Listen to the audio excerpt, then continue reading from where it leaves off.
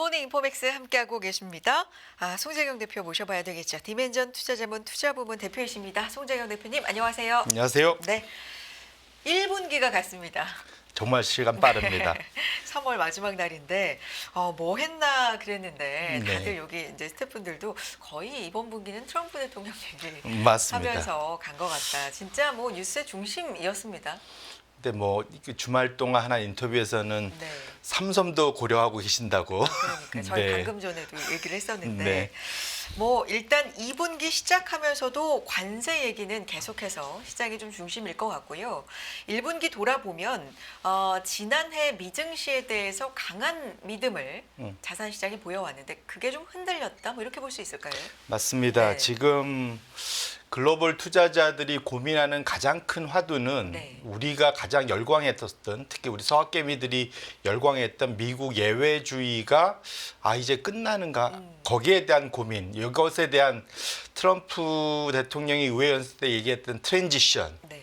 그것이 미국 예외주의의 트랜지션일까라는 이제 그런 고민, 대전환이 일어나냐는 고민이 있는데요. 그래서 사실은 1, 4분기가 정말로 시장이 작년 말에 기대했던 트럼프 2기의 시장과는 이런 이야기도 정반대로 가고 있다는 측면에서 놓고 보면 이번 1, 4분기를 잘 복귀해야 앞으로 남은 그러니까 2분기를 포함해서 올해 남은 2025년을 잘 준비할 수 있지 않을까 이런 생각을 하게 됐습니다. 그래서 이제 한 주간, 월간 이렇게 해서 뭐 자산 시장이 어떻게 변했는지 흐름을 좀 짚어주고 계시는데 어떻게 변했습니까? 예, 일단은 뭐 이제까지 그 느낌적으로 이게 미국이 좀 문제가 생겼구나 뭐 이런 느낌. 그다음에 올해 제일 좋았던 거는 뭐니 뭐니 해도 가장 큰 화두는 금이었던 것 같아요. 금이 또 계속해서 최고치 경신입니다. 네, 맞습니다. 그래서 기본적으로 큰 그림으로 보면은 자산을 두 개로 나눌 수가 있습니다. 네. 실물 자산하고 금융 자산. 우리가 실물 자산하면 제 생각에는 우리 살고 있는 집 같은 거. 뭐 그다음에 그러니까 눈에 보이는 모든 것이죠. 네. 손으로 만질 수 있는 것들. 이제 이걸 실물 자산이라는데 통상 이런 것들이 인플레이션 해지가 가능한 그러한 자산들이라 볼 수 있는데요. 그런 측면에서 놓고 보면 연초 이후에 실물 자산이 금융 자산을 압도했다 볼 수 있을 것 같고요. 그것의 맨 선두에는 귀금속 중에 왕인 금이 연초 이후에 한 17% 오르면서 제일 상위권을 차지했다 보실 수 있을 것 같고요. 그 다음에 이제 전반적인 원자재 지수 ETF, 이거 이제 거의 한 3, 4% 가까이 상승을 했습니다. 그 다음에 미국의 그러한 경기 둔화 우려 때문에 장기 금리가 하락하면서 미국 국채 ETF는 가격이 올랐습니다. 그래서 이제 국채가 상승했고요. 반면에 제일 꼴찌는 세계 주식, 미국이 70% 들어와 있는 세계 주식이다 보시면 좋을 것 같고 중간에 원유는 최근 한 달 들어서는 오히려 좀 반등을 하는 양상. 하지만 연초 이후로는 마이너스. 워낙 트럼프가 그 원유 가격을 내리겠다라고 공언했기 때문에 이거는 좀 약간 U자형 형태로 상승하고 있다 보시면 좋을 것 같습니다. 그다음에 이 주식을 좀 구분해 놓으면 주식 안에서도 또 나름 이제 지역별로 큰 차이가 있었다 보시면 중국이 물론 제일 좋았고 제일 꼴찌는 미국. 우리나라는 그래도 뭐 한 7.7% 한 중간에서 그래도 굳이 표현하면 좀 상위권 쪽으로 가 있는 상태. 그나마 그래서 다행이다. 다만 지난주 한 주 동안 좀 큰 변화가 있었던 것들, 이제 우리나라를 비롯해서 대만, 일본 뭐 이런 데들이 좀 많이 밀렸습니다. 가장 큰 이유는 자동차 관세 부과에 대한 직격탄. 플러스 이제 반도체 뭐 이런 쪽에도 지금 얘기가 이번 주 중에 또 흘러나올 수가 있어서 상호관세 포함해서 결국 그런 것들이 지난 한 주간 그러니까 자동차가 전체 수출에서 큰 영향을 많이 받는 나라들 순으로 그게 이제 금요일 날 일본과 한국이 급락한 원인으로 볼 수 있어서 이번 주 내내도 거기에 대한 경계심은 좀 지속될 수 있겠다 이렇게 표현을 말씀드리겠습니다. 연초 1월을 좀 돌이켜 보면 관세에 대해서 이제 우려를 하면서 이게 미국의 인플레를 또 유발할 것이다. 이거는 경기에도 좋지가 않다. 스태그플레이션 얘기가 나왔는데 이게 지금까지도 1분기가 이제 끝나가는 지금까지도 지속되고 있고 오히려 지난주 후반의 지표 보면 이게 더 좀 심화되고 있나 이런 이런 생각도 들기는 하고요. 무엇보다 1월 말에 있었던 딥시크 그때부터 미국 시장은 뭔가 좀 이 M7에 대한 지위가 흔들렸나 이런 생각도 좀 하게 되는데 전반적으로 지금 제목으로 갖고 오신 게 때린 놈보다 맞은 놈이 맘 편하다예요. 요 관세 얘기예요. 네, 맞습니다. 결국은 이거를 이제 세계 이제 글로벌 투자자들은 다 달러 베이스, 미국 달러 그렇죠. 베이스로 투자를 하잖아요. 네. 그러니까 결국은 모든 걸 좀 달러 베이스로 변환해서 보면 이 안에 이제 환율도 사실은 그 다음에 환율 얘기도 하겠지만 네. 들어가 있지만 말씀드린 대로 작년에 가장 고생했던 뭐 러시아, 폴란드가 사실 지금 1등입니다. 전 세계적으로 맨 왼쪽에 보시면 이게 이제 러시아가 우크라이나 재건의 최대 수혜가 될 수 있겠다 생각하면서 폴란드가 1등이고 그 다음에 러시아는 상대적으로 이거 오른 것이 지수 상승도 있지만 환율 상승이 좀 큽니다. 예, 그것이 이제 상위권에 있고 그 다음엔 대부분 이제 유럽 국가들, 스페인, 이탈리아, 독일 뭐 이런 나라들이 최상위권이고요. 이건 지수와 환율을 이제 같이 계산을 한 거죠. 그죠. 그 네네. 자국 통화로 계산된 네. 지수 상승률에다가 환율이 달러 대비 강세면 더해지는 거죠. 뭐 이렇게 보시면 좋을 것 같습니다. 그래서 그 다음에 홍콩 항생, 그 다음에 작년에 거의 꼴찌였던 러시아와 함께 꼴찌였던 브라질이 또 상위권에 있다는 것이 좀 의미가 있고요. 우리나라는 딱 한 중간 정도 됩니다. 네. 반면에 맨 오른쪽 하시면 작년에 잘 나갔던 국가들이 좀 하위권에 있습니다. 뭐 인도 센섹스, 일본, 미국 S&P 500, 나스닥 뭐 이런 것, 대만 이런 거 다 우측에서 좀 보실 수 있고요. 그다음에 인도네시아, 태국 뭐 이쪽은 최근에 이제 그 자국 내의 그런 정치적 불안, 그다음에 정책 미스 뭐 이런 것들이 악영향을 미치고 있다 이렇게 보시면 좋을 것 같습니다. 이제 환율 좀 짚어주세요. 달러 약세가 계속해서 지속되고 있고 요거는 한동안 이어질 것 같다라는 분석도 최근 들어서는 좀 나와요. 달러는 어떻게 보세요? 이 말씀 주신 대로 사실은 미국을 포함해서 미국의 이 무역 전쟁이 전 세계 경기를 둔화 내지 침체시킬 거다. 거기에다 물가까지 올릴 거다. 그러면 이게 최악인 이제 스태그플레이션 1970년대에 봤었던 그러니까 거의 50년 전에 있었던 가장 정책하는 사람들이 다루기 어려운 투자하는 사람도 다루기 어려운 것이 스태그플레이션 상황입니다. 어쨌거나 이제 그쪽으로 스몰 방향성이 좀 잡히고 있다는 게 우려스러운데 이럴 땐 통상적으로 달러는 안전자산의 지위 때문에 위험자산에서 회피라면 대표적으로 주식 같은 데서 빠져나오면 그것이 미국의 국채를 사면서 달러가 강세로 가거든요. 역으로 이제 달러 스마일이라고 보통 하잖아요. 그래서 미국 경기가 좋을 때도 달러가 강세지만 미국을 경기를 포함해서 전 세계 경기가 나쁠 때도 사실은 달러 스마일에서 강세가 되는 양쪽이 강세. 제일 아래 미국은 나쁘고 다른 나라가 좋으면 달러 약세. 그래서 이제 달러 스마일인데 지금 상황이면 분위기 상황으로는 위험 회피 상황이기 때문에 달러가 강세로 가야 되는데 이번엔 좀 아이러니하게 좀 바뀌고 있다는 거죠. 그래서 지금 보시면 연초 이후에 지금 보시면 달러 약세, 달러 대비 자국 통화 약세가 가 있는 건 터키 리라, 인도네시아 루피, 대만 정도고요. 아이러니하게 전 연초 이후에 대부분의 나라가 달러하고 거의 유사하거나 강세로 갔다는 거죠. 대표적인 강세가 러시아 루블하고요. 그다음에 스웨덴, 브라질, 일본엔이야 뭐 금리를 올리고 있으니까 그렇지. 브라질도 지금 금리를 최근에 좀 올렸습니다. 그다음에 유럽 유로 이건 이제 돈을 풀겠다라는 거. 금리를 내림에도 불구하고 돈을 풀겠다고 하니까 더 올라가고 있고. 전반적으로 우리나라는 좀 안타깝게 좀 V자로 지금 원래는 워낙 강세를 갔다가 최근에. 지금 연초 네. 수준으로 지금 되돌아와 버렸습니다. 네. 그래서 그것이 최근에 좀 우리 코스피의 좀 둔화에 또 일조를 하고 있는데 어쨌거나 결론적으로는 보면 왜 그래서 지금 전 세계적으로 미국 예외주의에 대한 고민이 깊어졌냐 하면 통상 이런 시기에는 달러가 강세가 돼야 되는데 약세네 라는 측면에서 놓고 보면 투자자들이 기존의 투자 문법 이제까지 50여 년간 적용해왔던 투자 문법이 바뀌는 거 아니냐라는 우려가 나타나고 있고 그렇게 되면 기존의 그런 투자자들의 그러한 그 전략 자체에 대한 대폭적인 수정이 필요한 거 아니냐는 고민이 본격적으로 깊어지는 그런 대목이다 이렇게 말씀드립니다. 우리가 이제 달러 인덱스로 이걸 많이 보는데 그 안에 비중 자체가 유로가 이제 있다 보니까 그쵸. 최근에 보면은 미국 자체의 요인도 있지만 유로의 영향도 좀 이건 있는 거 아니냐. 맞습니다. 있나거든요. 네. 맞습니다. 그래서 제가 이제 자국 네. 국가별로 다 이제 대응을 해서 보여드렸는데 달러 지수차가 4% 빠졌는데 그것에 가장 큰 영향을 미친 게 바로 왼쪽에 있는 유로화가 미국 달러 대비 4.4% 강세로 가다 보니까 달러가 거꾸로 약세. 이것이 이제 거의 한 50% 이상 전체 그 달러 지수 안에 들어가 있거든요. 그다음에 엔화도 사실은 그 다음으로 높습니다. 그러다 보니까 브리티시 그다음에 이제 영국 파운드도 높고 그러다 보니까 이것이 뒤섞이다 보니까 지금 순서대로 달러 지수의 좌측에 있는 유로 일본엔 우측에 있는 영국 파운드 이것이 다 달러 대비 강세로 가다 보니까 달러 지수가 당연히 네. 아래로 스웨덴 크로나 뭐 이것도 당연히 저 안에 들어가 있고요. 네, 그렇습니다.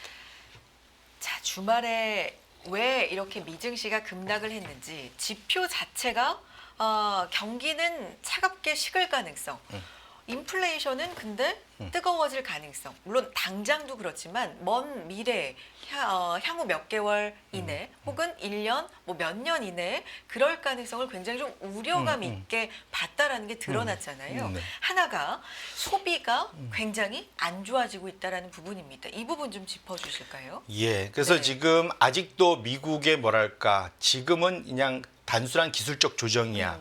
하반기는 좋아질 거야. 지금은 바이 더 딥, 저가 매수해야 돼라고 하는 분들의 가장 큰 주장의 근거는 미국은 심리적으로는 안 좋지만 실제로는 나쁘지 않아. 이제 이거거든요. 그게 최근에 나오는 굉장히 헷갈리는 논리예요. 맞습니다. 이제 소프트 데이터, 하드 데이터 이제 우리가 이렇게 얘기를 하면서 하드 데이터는 괜찮아? 소프트 데이터가 안 좋은 거야? 그럼 이걸 어떻게 봐야 돼? 이제 이런 거잖아요. 맞습니다. 네.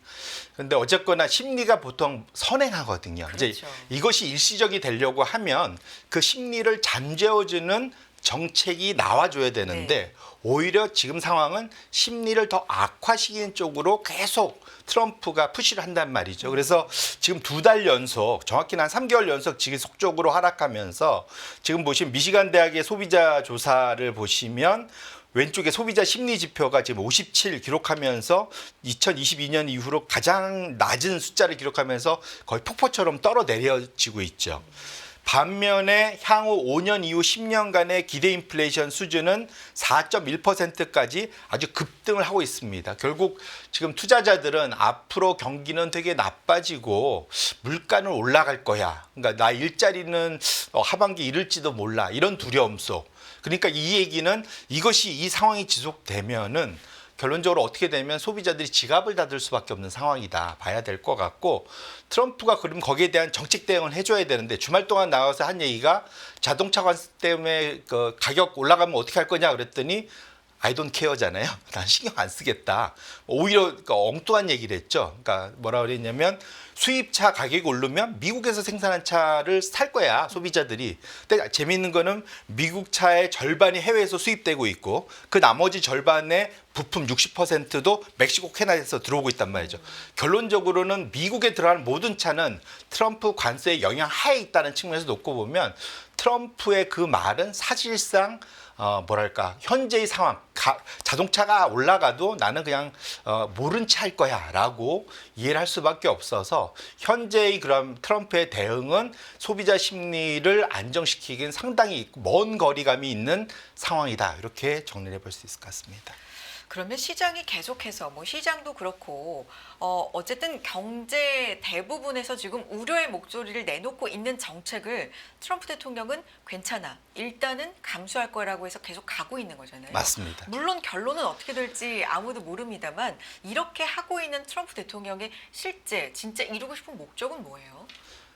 트럼프는 정말 믿는 것 같습니다. 무슨 말이냐면 관세를 통해서 일자리도 더 만들 수 있고 그 다음에 관세로 신규 세수도 확보할 수 있고 그 다음에 전 세계를 내 말 잘 듣게 미국 말 잘 듣게 할 수 있다라고 생각을 하고 있는 것 같습니다. 약간 최근에 말하는 걸 보면 이게 블러핑이 아니라 진짜 믿는 것 같아요.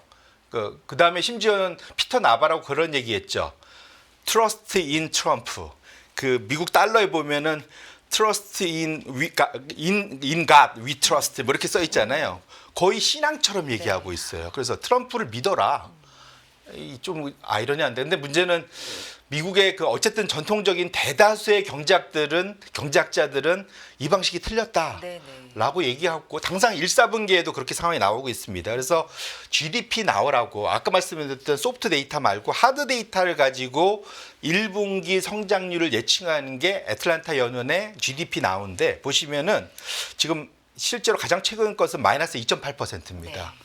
근데 여기에서 나름 고민을 했고 애틀랜타 연은이 금을 뺐어요. 왜냐하면 단기적으로 금 수입이 지금 2월 달까지 너무 많다 보니까 그것이 너무 과도하게 무역 적자를 일으켰다. 그럼 그걸 보정해 보자 해서 한 것이 위에 점선이거든요. 네. 그렇게 해도 마이너스 0.5%입니다. 결국은 역성장이란 거죠. 그러니까 그 폭은 달라질지언정 어쨌거나 지금 마이너스 성장으로 돌아가고 있다는 측면에서 보면 트럼프의 정책이 안 그래도 성장이 좀 둔화되고 있는 상황에서 엎친 데 덮친 격으로 갈 것이기 때문에 이렇게 놓고 보면 지금 소프트 데이터뿐만 아니라 하드 데이터 쪽에서도 문제가 발생하고 있다는 측면에서 이게 만만치 않은 상황으로 가고 있는 거 아니냐라는 우려가 그러니까 미국의 지금 백악관의 그런 관료들을 제외한 나머지한테서 나오고 있는 거다 이렇게 보셔야 될 것 같습니다. 말씀하신 것처럼 1분기 성장률 애틀랜타 연은 GDP 나우 모델을 적용해서 1분기 성장률 실제 마이너스 영역에 진입했다. 그러니까 금 수입 부분을 좀 우리가 이쪽 부분을 약간 버퍼로 이것 때문이야 일시적인 거야라고 생각했던 부분이 있었는데 그걸 제외하고도 실제 마이너스 영역에 진입했다라는 거잖아요. 이게 지난 26일 제시한 마이너스 1.8%에서도 1%포인트나 하향된 거니까 최근 들어서 더 안 좋아지고 있나 뭐 이런 생각도 들긴 합니다. 그런 가운데 금 가격은 과열이다. 우리 금 얘기 좀 해주실까요? 네. 네. 그래서 연초 이후에 제가 또 가장 많이 들은 질문이 금에 대한 질문이었어요. 작년 재작년엔 금 얘기 그렇게까지는 안 했던 것 같은데 제가 얘기할 때마다 어쨌거나 그런데 지금 상황에선 적어도 지금 그 기술적인 지표는 금 가격이 좀 과열됐다. 그러니까 오죽하면 아까 앞에서 애틀랜타 연은에서 금 수입을 좀 빼고 재계산을 할 정도로 저도 거의 동의합니다. 왜냐하면 이렇게 좀 과도하게 좀 물리적으로 끌어당기면 그 이후에 분명 공백이 생기고 급락할 수도 있거든요. 그런데 그걸 볼 수 있는 재미있는 지표 중에 하나가 1975년 이후로 장기 데이터 중에 샤프 비율로 금 가격이 지금 과열인지 아닌지 볼 수 있는 차트가 이 차트입니다. 샤프 비율? 샤프 비율이 제가 작년에 한번 연말에 소개를 시켜드렸는데 미국 S&P 500이 샤프 비율이 2년간 너무 많이 올라서 조정받을 수 있겠다 말씀을 드렸던 건데 샤프 비율이 딴 게 아니라 상승을 하긴 하는데 중간에 조정을 받으면 사실은 실제 소위 그 조정을 감안한 변동성을 감안한 수익률은 조정 수익률은 낮을 수 있잖아요. 근데 조정을 한 번도 안 받고 올라가면 어찌 보면 투자자 입장에서 되게 편하게 올라온 건데 문제는 거꾸로 한 번도 조정이 없다면 그 다음에 조정이 클 수도 있다고 볼 수가 있겠죠. 그래서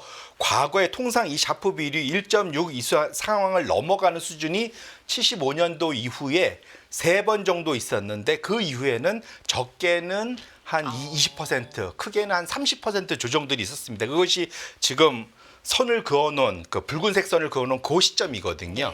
이 우측의 로그 스케일이라 작아 보이긴 하지만 저게 20에서 30%의 조정입니다. 그래서 그걸 감하실 때인데 이번에 1.6을 다시 한번 터치를 한 거예요.